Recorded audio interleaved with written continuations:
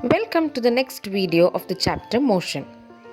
In the previous videos, we had seen the difference between distance and displacement. Distance is the total path length covered by an object when it moves from one point to another point, and displacement is the shortest distance between the initial and the final position. As well as, we looked what is the difference between speed and velocity. When speed gives you the value of how fast you are traveling, velocity is speed in a given direction. Let's recall those concepts once again through a problem. A bus travels at a speed of 40 km per hour, and what will be the distance covered by it in 3 hours? We know that the given quantities are speed and time. From the formula speed is equal to distance by time, we can find distance by using the formula distance is equal to speed into time.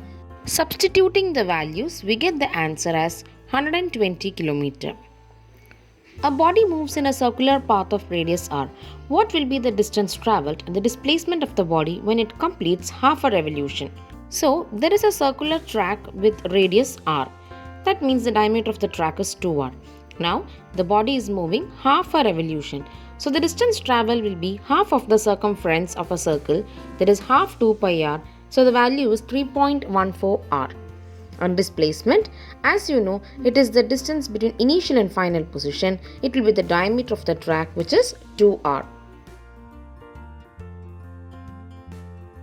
Imagine yourself traveling in a car. The road seems to be very free. It's easy for you to increase your speed and move as you wish forward. But then there comes a traffic jam. Now, what will happen? Definitely, you will have to decrease your speed. We can understand that in a normal daily life, it's difficult to maintain the velocity of a moving body constant. The velocity always keeps changing. And this kind of motion is known as an accelerated motion. So let us learn the term acceleration in this video. A body is said to be in acceleration when its velocity changes in a particular time. Hence, acceleration is the rate of change of velocity. That is, change in the velocity of an object per unit time. If we want to calculate the acceleration of a moving object, we have to know two quantities. First is the change in the velocity of that body and the time taken for that change to occur. So, acceleration is equal to change in velocity divided by time. How will you calculate the change in velocity? Let us think that a ball which was initially at rest, after giving a force, moved to a particular distance. Now, when it was initially at rest, the initial velocity is u. And as it starts moving, it acquires a final velocity v. So, the change in velocity can be calculated by subtracting initial velocity from final velocity. So, acceleration is equal to final velocity minus initial velocity by time. Initial velocity is represented by the letter u and final velocity is represented by the letter v. Hence, acceleration A is equal to v minus u by t. So this is the formula to find the acceleration of a moving object. Let's check what will be the SI unit of acceleration. We know that SI unit of velocity is meter per second and of time is second. So SI unit of acceleration is meter per second square. Do not get confused that acceleration is high speed. Acceleration is the change in velocity with time. It does not mean high speed of a body. Consider a car traveling at a constant speed of 80 km per hour and an airplane moving at a constant speed of 1000 km per hour. Do you think the body is performing an accelerated motion? Recall that acceleration occurs when there is a change in velocity. Here, since the objects does not encounter a change in the velocity, the objects are not going in an accelerated motion. A car starting from rest acquires a velocity of 40 meter per second when it starts traveling. Do you think there will be an acceleration in this case? Now look here that the initial velocity of the car was 0 meter per second and the final velocity of the car is 40 meter per second. So obviously the car is going in an accelerated motion as there is a change in the velocity of the car. Now here, a car which was initially traveling at a velocity of 50 km per hour stops at the stop signal. Do you think there has been an acceleration here? Now let's understand that the initial velocity of the car was 50 km per hour and on stopping, the car's final velocity decreases to 0 km per hour. So isn't there a change in velocity? Here, the velocity of the object is decreasing. In such cases, acceleration is termed as a retardation. That means here the body is having a retardation. Retardation is acceleration with a negative sign. In this picture, a man is moving around a rectangular plot with his cycle at a speed of 40 meter per second through each side. That means the speed that he has taken to cover each distance is 40 meter per second.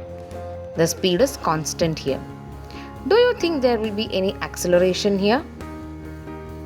You may say no, since the speed of the person is constant. But remember, at each corner, the direction of the person change. That means here you have speed with direction, which is velocity. As velocity is a vector quantity, the change in direction can also result a change in the velocity, which means that there is an acceleration. So the object is in accelerated motion. Here, the object acquires an acceleration due to the change in direction. This shows that acceleration is also a vector quantity. Now, let us see in which all cases an object can have acceleration. For an object to have an accelerated motion, either the speed of that object should increase or decrease, or the direction of the object should change even if it is maintaining a constant speed. Let us look the motion of the car here. If you see, for every 2 seconds, the change in the velocity is 10 meter per second. That means the velocity change is equal in equal intervals of time. Is there an acceleration here? Yes. As there is a change in the velocity of the object, there is an acceleration for the object.